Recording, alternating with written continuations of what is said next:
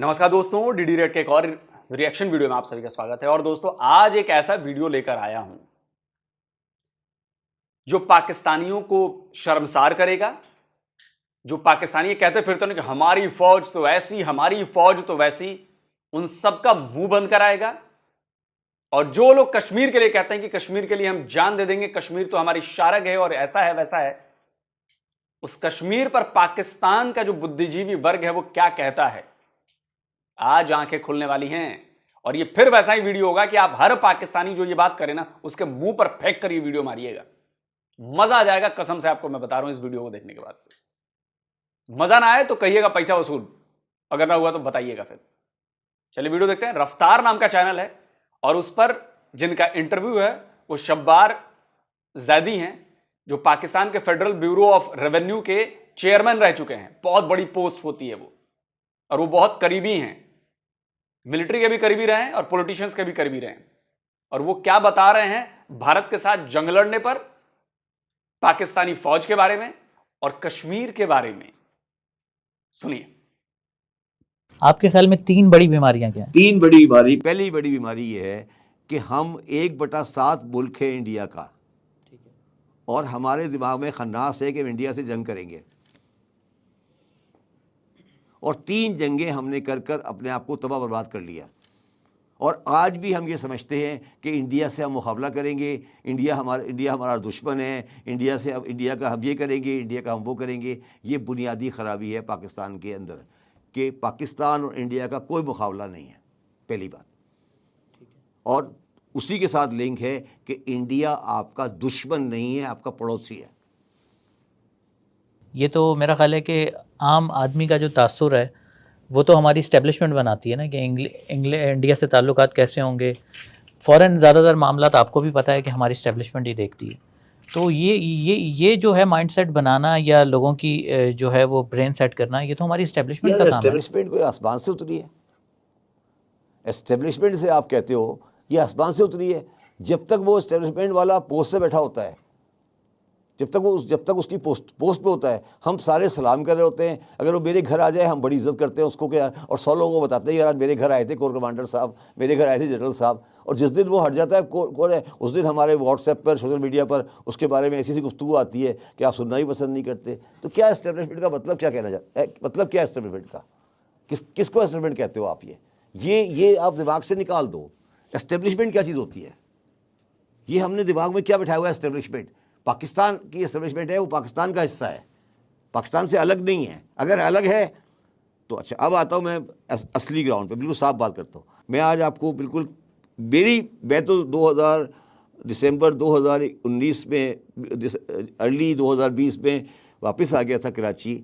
मेरा ज़ाती व्यू है, बिल्कुल मैं आपको साफ कह रहा हूँ। आज मेरा ज़ाती व्यू है कि बाजवा साहब और इमरान खान में कोई इख्तलाफ नहीं था या नहीं है।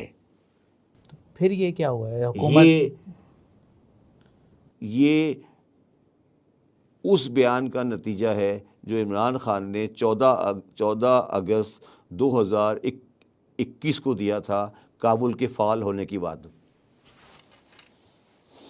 जब काबुल फॉल हुआ था तो इमरान खान ने एक बयान दिया था कि हमने आज़ादी हासिल कर ली।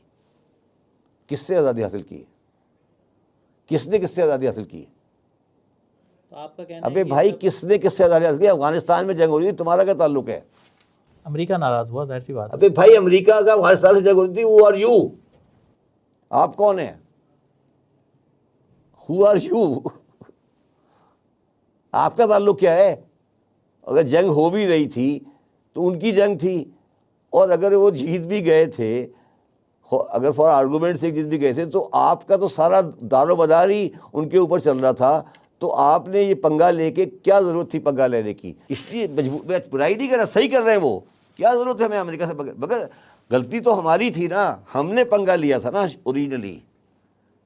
पंगा किसने लिया था मुझे बताइए?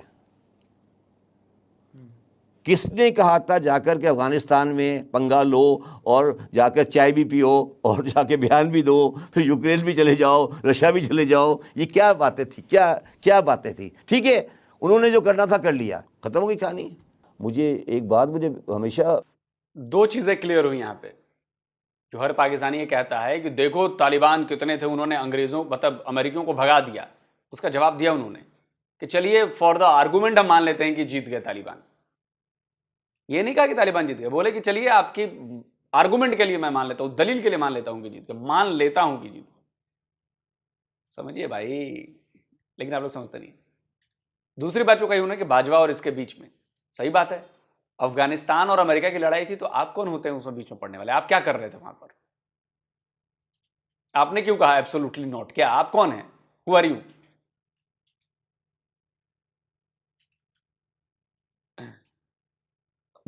मुझे बाजवा साहब ने दो बातें मुझे बड़ी उनकी अजीब लगी जो जनरली फौजी नहीं करते। बाजवा साहब ने मुझे अपनी लाइब्रेरी दिखाई। अच्छा, लाइब्रेरी अपने घर में?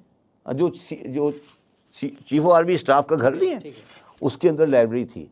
तो उन्होंने मुझे दिखाया, कहने लगे देखें शब्बर साहब, इसमें कोई भी बुक फौजी की नहीं है, सारी आपके सब्जेक्ट की, इकोनॉमिक्स की हैं। अच्छा, मैं तो इकोनॉमिक्स की किताबें पढ़ता हूँ। दूसरी बात उन्होंने मुझे एक बड़ी इंटरेस्टिंग कही। उन्होंने एक दिन मुझे कहा कि हम इकोनॉमिकली और इवन मिलिट्रीली इंडिया का मुकाबला नहीं कर सकते। बाजवा साहब ने कहा? जी। क्या कहा? इकोनॉमिकली और मिलिट्रीली इंडिया का मुकाबला नहीं कर सकते। ये बाजवा साहब कह रहे हैं? जी। कोई गलती है इसमें?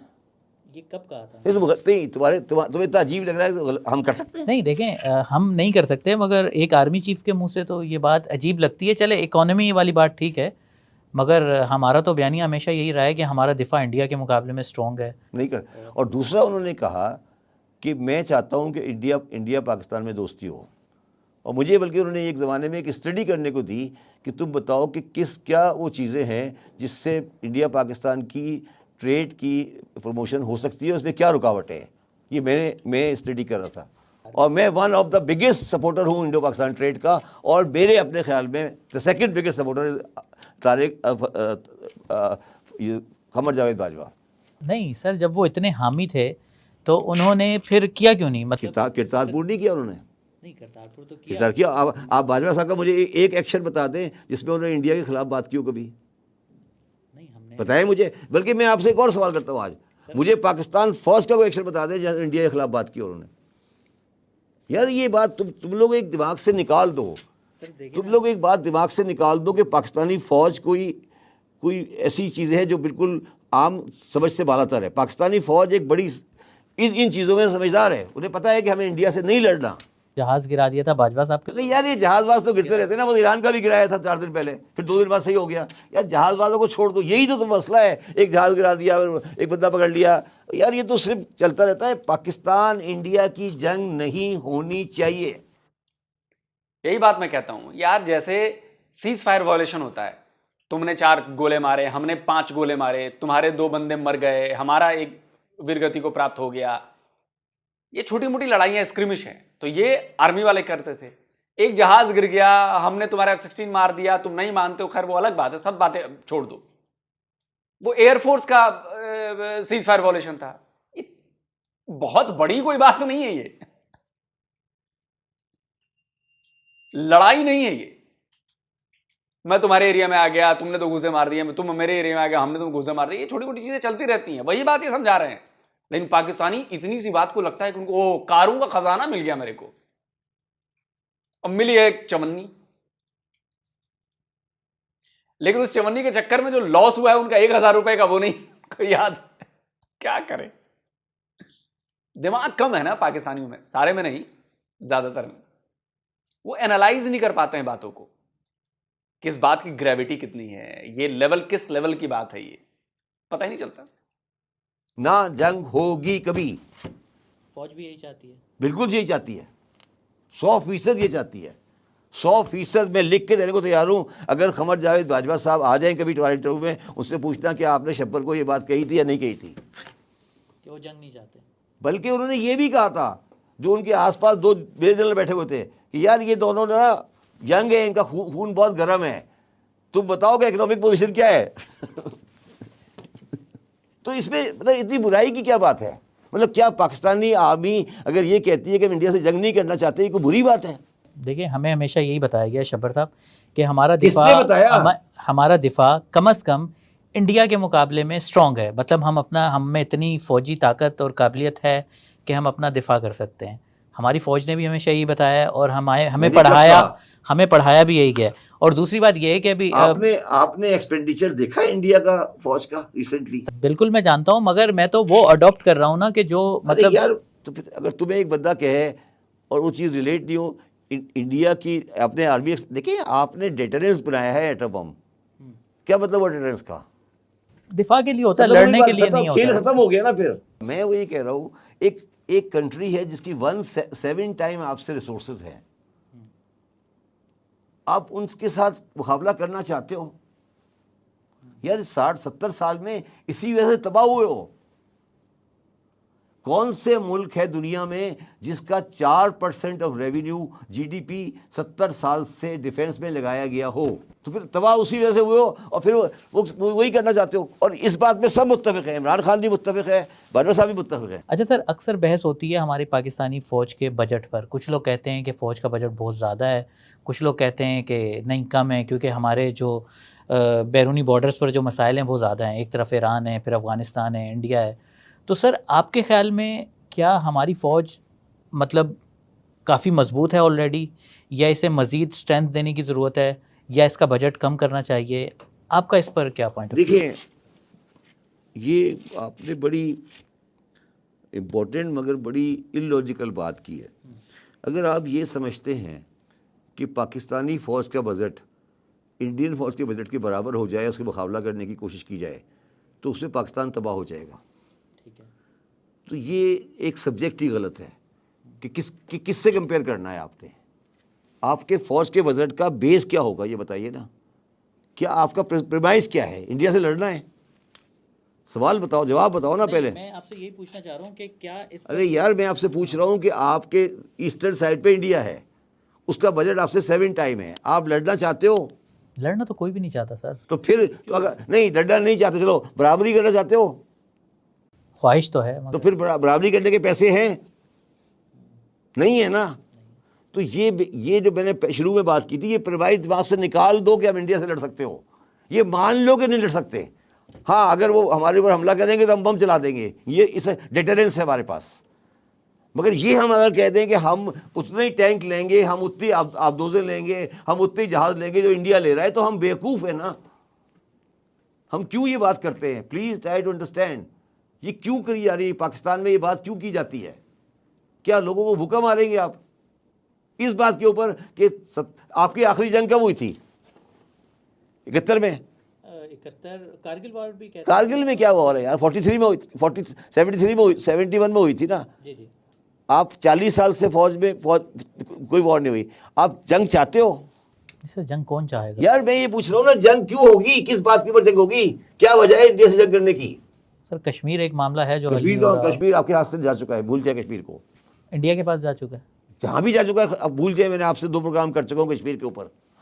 आप कश्मीर के बारे में बात नहीं करें। आपने सुना है कश्मीर के बारे में गुफ्तगू कोई रिसेंटली? वो कभी कभी शौक आता है, छुट्टी उट्टी कर लेते हैं हम लोग, वो अलग बात है। कश्मीर लेना है तुमने, तुम लड़के ले लोगे? तुम क्या बातें करो यार, तुम कश्मीर ले लोगे लड़के? ये कह रहे हो तुम ये कह रहे हो कि पाकिस्तानी फौज जाएगी और टैंकों में जाके श्रीनगर फतह कर लेगी, ये कह रहे हो तुम? Are you in senses? 3 दफा तुम ये हरकतें कर चुके हो, कारगिल में भी कर चुके हो हरकत, तुम्हें अभी भी अकल नहीं आई। यही बात मैं अपने हर वीडियो में करता हूं कि पाकिस्तानियों को अभी भी अकल नहीं आई है। अबे जाहिलों, सबको नहीं बोल रहा, जो हैं उनको बोल रहा हूं। 3 बड़ी जंगें और करगिल को भी एक छोटी जंग मान लो, 4 जंगें आप लोगों ने की हैं। क्या कश्मीर का आधा इंच भी आप ले पाए हैं? ये जो बंदा बात कह रहा है, इसको सेंसिबल बन के, पढ़े लिखे बन के, दिमाग खोल के चारों दरवाजे सोचिए कि ये बंदा क्या बात कर रहा है। लेकिन आप एक ऐसी चीज के पीछे पड़े हैं, आपको एक ऐसी चीज के पीछे लगाया गया है जो नामुमकिन है, कभी पूरा नहीं हो सकता। रियलिटी में जीरिए, प्रैक्टिकल होके देखिए चीजों को। ये जो बातें बंदे जितने इसने बताई आपकी फौज के बारे में, फौज के रिसोर्सेज के बारे में, कश्मीर के बारे में, अगर आप समझ गए तब तो आप पाकिस्तान को बचा लेंगे। नहीं समझे, पाकिस्तान को कोई नहीं बचा सकता। अकल अभी भी नहीं आई। मैंने तुम्हें कहा था कि इंडस वाटर ट्रीटी के बाद पाकिस्तान इंडिया डिस्प्यूट खत्म हो चुका है और कश्मीरी खुद फैसला करेंगे कि उन्हें इंडिया के साथ रहना है या नहीं रहना। हम इस पे पार्टी नहीं है, हम उनकी मॉरल सपोर्ट करते थे, करते रहेंगे, करते रहेंगे, करते रहेंगे। Moral support. भाई इससे ज़्यादा कुछ नहीं है। तो क्या करो, इससे ज़्यादा क्या बम मारना है, क्या करोगे बताओ ना, इससे ज़्यादा क्या? ज़्यादा का ना, आपने ज़्यादा का डिफाइन करो, ज़्यादा को। सर वो कश्मीर पाकिस्तान की शहरक है, फिर तो हमारी शहरक कट गई। कट गई ना शहरक, तो अगर शहरक कट गई तो फिर बन गए, मगर शहरक अब दोबारा नहीं बन सकती ना यार। आप जो बात कर रहे हो ये इलॉजिकल है ना।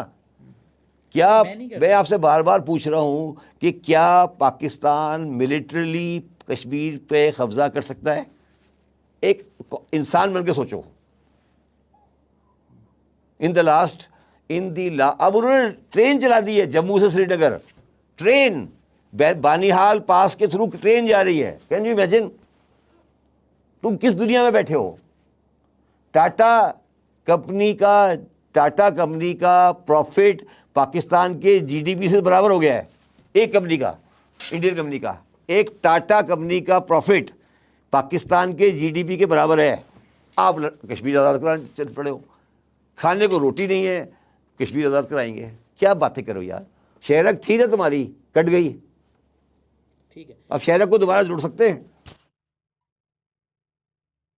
कट गई भाई साहब, कट गई। शहरक कट चुकी है। कटी हुई को कैसे जोड़ोगे भाई? कटी हुई चीजें जुड़ी नहीं जाती, फिर वो कटी हुई ही रहती हैं। ये भाई साहब कह रहे हैं, मैं नहीं कह रहा भाई कुछ भी, ये भाई साहब कह रहे हैं। आप इनकी बात, ये कोई छोटा मोटा बंदा नहीं है, ये आपके यहां का बहुत पढ़ा लिखा बंदा है, बहुत समझदार बंदा है, प्रैक्टिकल होकर बात की है उसने। आपकी फौज में भारत की फौज से लड़ने की औकात नहीं है। आपकी औकात नहीं है कि आप कश्मीर पर कुछ कर सकें। ये मैं थोड़ा कड़े शब्दों में बता रहा हूं, इनके भाव यही हैं जो उन्होंने सभ्य शब्दों में बताए। लेकिन आप लोग सच्चाई को मानना नहीं चाहते। आप लोगों को लगता है कि कश्मीर हम हासिल कर लेंगे, आप लोगों को लगता है कि भारत की फौज को हम हरा देंगे।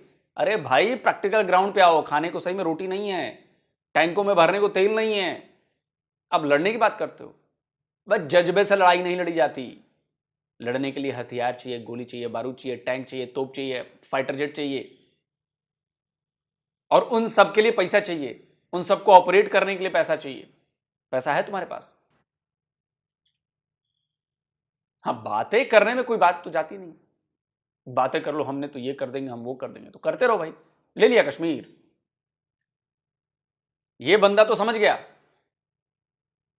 पाकिस्तान की आवाम कब समझेगी? इसीलिए पाकिस्तान की आवाम को पढ़ने नहीं दिया जाता, एजुकेशन पॉलिसी बदली नहीं जाती कि अगर आवाम पढ़ लिख के गई तो सोचने लगेगी। सोचेगी तो वो अपना फायदा, नफा, नुकसान सब देखेगी, सोचेगी, फैसलों को एनालाइज करना शुरू कर देगी। और जब एनालाइज करना शुरू कर दी तो हमारी पोल खुल जाएगी, और जब पोल खुल जाएगी तो फिर हमसे सवाल पूछने लगेंगे। तो इनको पढ़ाओ ही मत। इनको मजहब की अफीम दे दो, चरस दे दो, उसी नशे में इनको डुबाए रखो और बस फीड करते रहो इन्हें। वही हो रहा है, पाकिस्तान की आवाम वही कर रही है। जो भी मेरा ये वीडियो देख रहा है पाकिस्तानी, मेरी बातों पर मत जाइए, अपने पाकिस्तान के बंदे की बातों पर जाइए और उसको ठंडे दिमाग से इंडिया पाकिस्तान भूलकर एनालाइज कीजिए कि इस बंदे ने क्या बातें कही और क्यों कही हैं।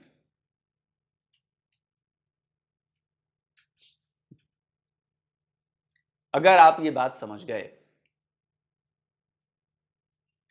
तो आप फिर तनाव से मुक्त हो जाएंगे। और जनरल बाजवा ये बात समझ गए थे, तभी वो जाते जाते अपनी जो लाइन है ना आर्मी की, वहां लिखवा के गए कि 100 साल तक हम भारत से लड़ाई नहीं करना चाहते। अब बात मैच कर रही है?